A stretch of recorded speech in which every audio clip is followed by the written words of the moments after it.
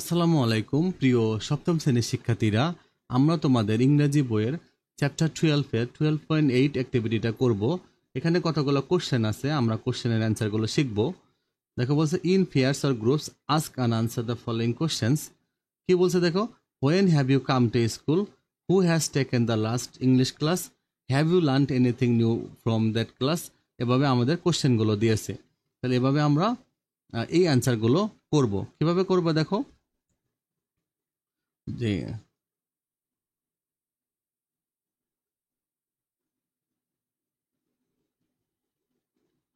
বলছে দেখো, when you come to school, এটা বলছে যে when you come to school মানে তুমি কখন স্কুলে এসেছো। যে I have come to school at 8 AM today, মানে সকাল 8টায় আমি স্কুলে এসেছি।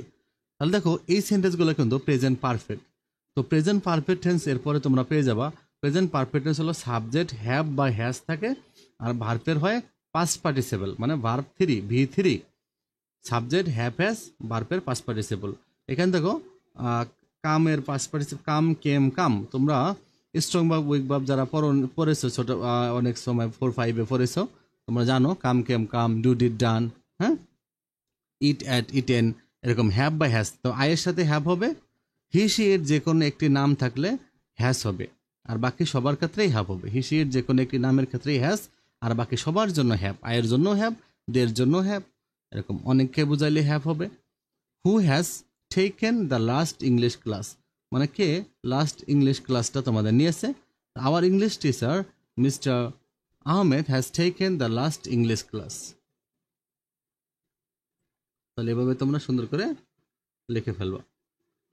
তারপর কি বলছে, have you learned anything new from that class, তুমি কি সেই ক্লাস থেকে নতুন কিছু শিখেছো? Yes, I have learned about different types of sentence in that class.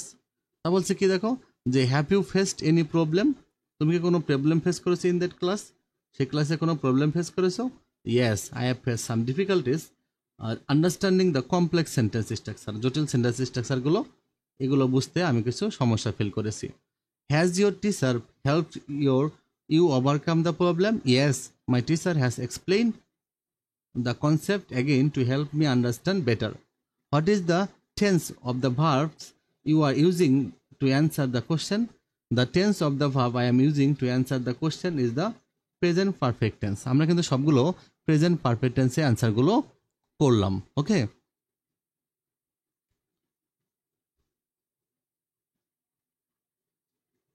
তাহলে তোমরা এভাবে এই কোশ্চেনের অ্যান্সারগুলো খাতায় লিখে ফেলবা। তারপর তোমরা কিছু না বুঝলে তোমার কমেন্ট বক্সে লিখবা, আমি তোমাদেরকে রিপ্লাই দিব। আর তোমরা আমাদের কিছু গ্রামারের কিছু ভিডিও আছে, তোমরা ভিডিওগুলো দেখতে পারো, তাহলে তোমাদের ইংরেজিগুলো পুরোপুরি শেখা হয়ে যাবে, গ্রামার তোমাদের প্রবলেম হবে না। ভালো থেকো।